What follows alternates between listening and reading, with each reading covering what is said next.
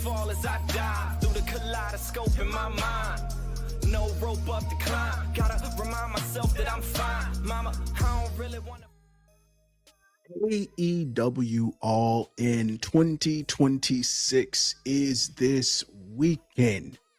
And honestly, the match card, as far as these winners, is pretty unpredictable. Now, granted, could this whole thing have been better set up? Could the matches, could the pay-per-view as a whole, the storytelling of everything been set up better? 1000%.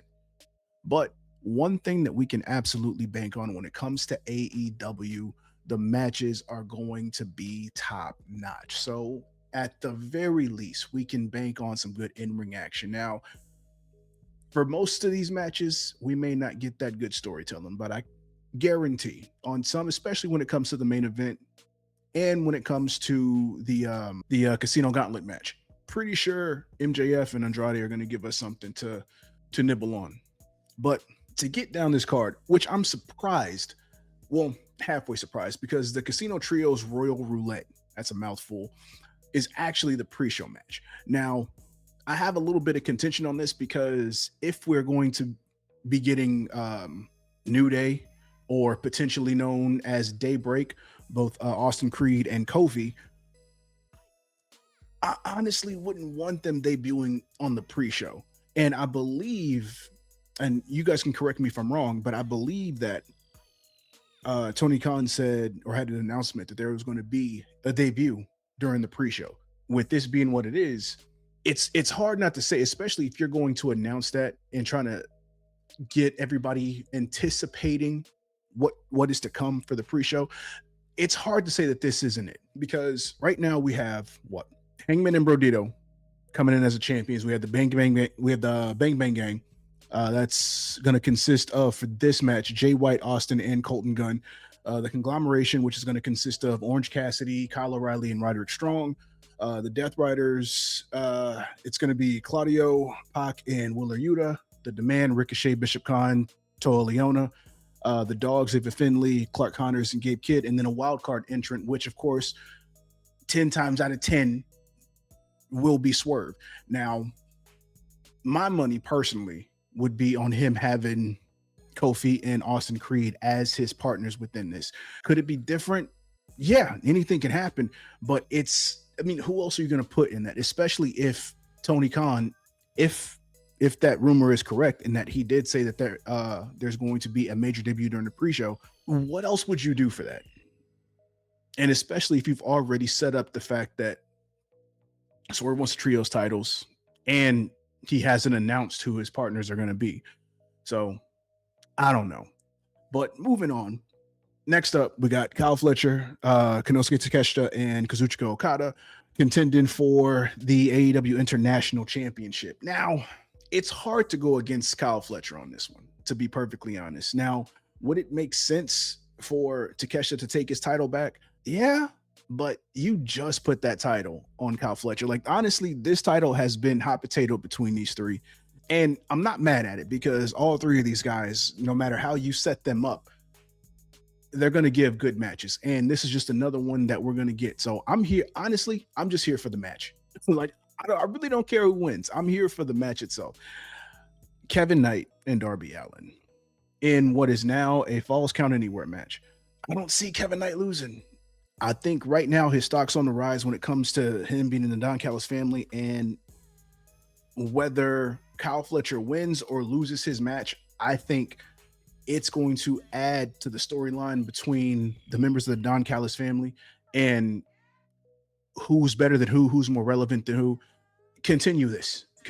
Matter of fact, if you want to, and Kevin Knight is still about having two belts, and Kyle Fletcher wins, go ahead and have him and Kyle Fletcher contend for their two titles somewhere down the line. But yeah, I don't see Darby taking this. Honestly, with this, I personally believe that this match is really just put together to give Darby some more spots to halfway kill himself in.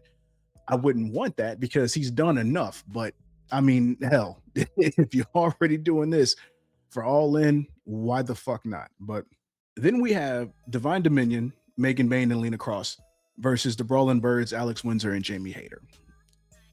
This is probably one of the most obvious when it comes to predicting match winners with this.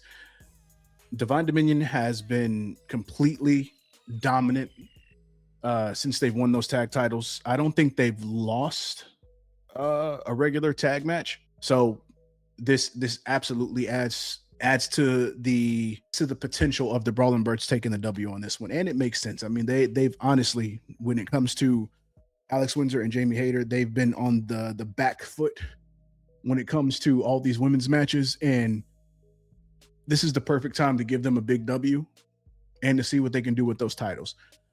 Moving on to the Continental Cup, Jon Moxley and Nigel McGuinness. This technically should be a giveaway when it comes to predicting who's going to win.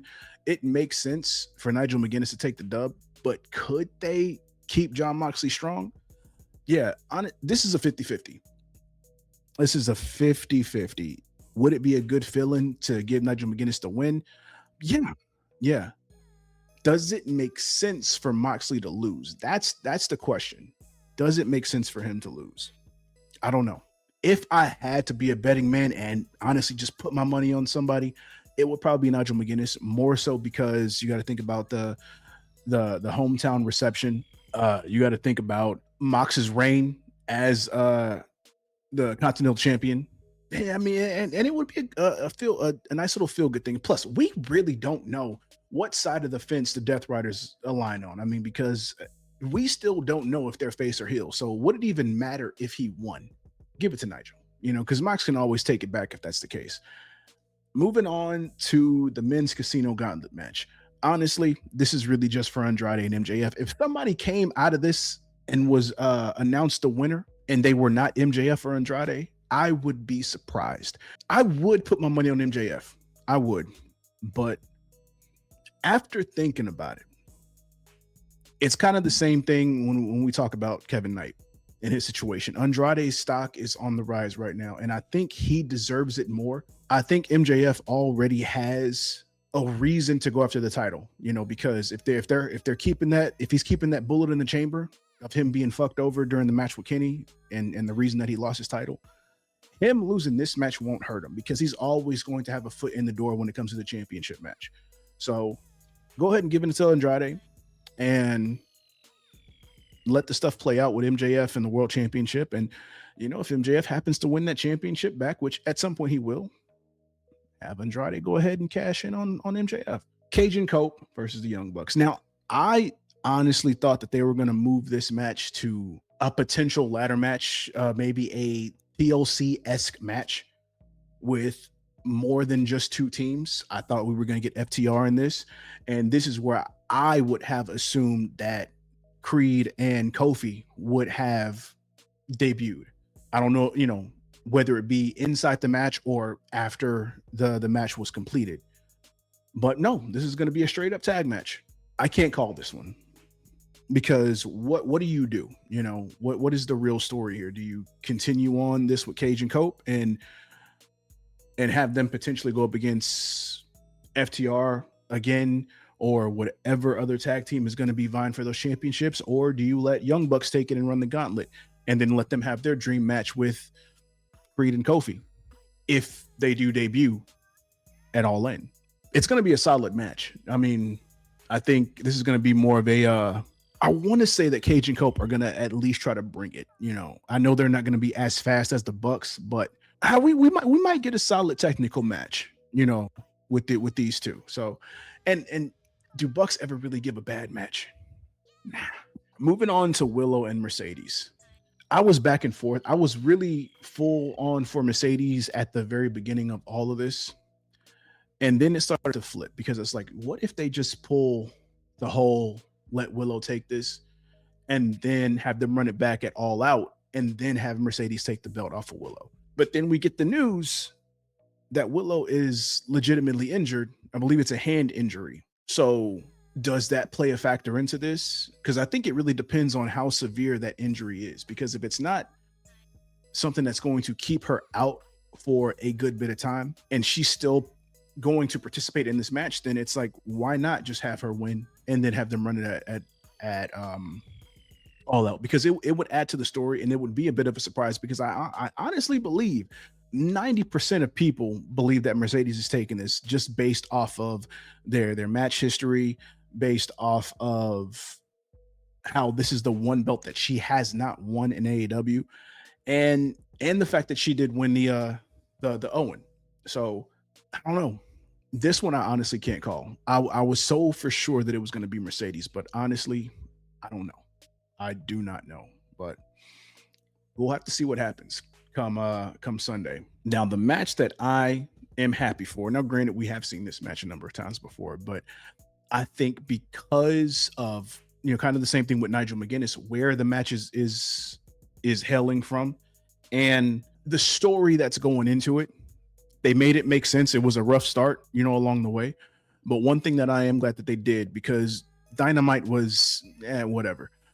But one thing they did was they had a vignette at the very end of Dynamite for this match in particular, and it gave me that nostalgic feel that WWE used to do when they used to have their vignettes, when they were so full on to making that a for the time a cinematic masterpiece for the pay-per-views and so on. They were just rocking it, and this kind of had that same feel.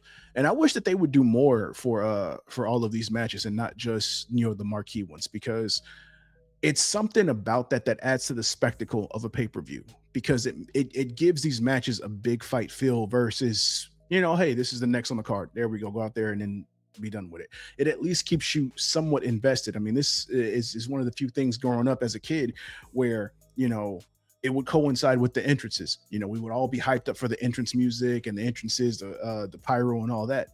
But on top of that, it was the vignettes that made you feel something when you had, like, again, WWE/WWF at the time just had it down. And if WWE isn't going to bring it like they used to, AEW might as well pick up the ball. But getting into this match, it is no surprise that this match is going to just kill it. I don't know if Omega is going to take on the heel role when it comes to this match. But what I do know is, based off of Ospreay's promo on Dynamite, he's going to be absolutely serious. And that's what I want to see. I honestly want to see the same type of energy that Shawn and Brett gave us during their WrestleMania Iron Man match. I want to see that type of energy. I don't want Kenny to really work as a heel. I would like there to be a mutual respect going into this, and the tension building up as the match continues. But if we have to get heel Kenny, cool. It's not going to take away from the match, but I also don't think it's a surprise that Ospreay is going to take this.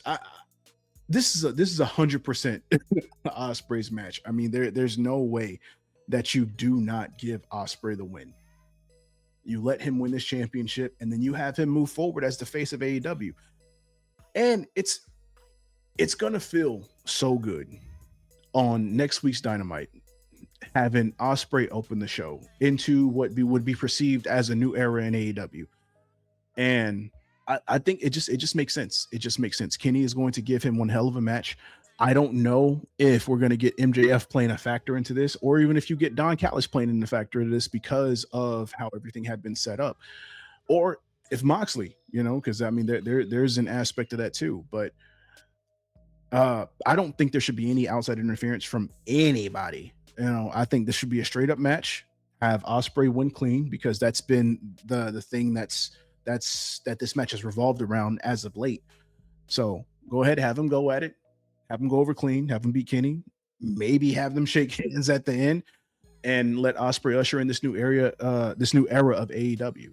But yeah, that's my take on all this. But you already know, man, whether you loved it, hate it, don't forget to rate it. Thumbs up, thumbs down. Leave all your comments, questions, concerns down below. Make sure you tag the subscribe button, tag notification bell, tag the like button. Make sure you get updated on any and everything that we drop on a daily, weekly, monthly, whatever basis. But Of course, as always, until you see this handsome face and hear these immaculate voices, bid you all adieu until next time. You beautiful, beautiful, beautiful, beautiful, beautiful, beautiful, beautiful, beautiful, beautiful mother effers. Tag the fucketh. Click, click. Out. Dollars make a way to make a change. Gotta be insane to make them same mistakes again. So I'm switching lane to lane.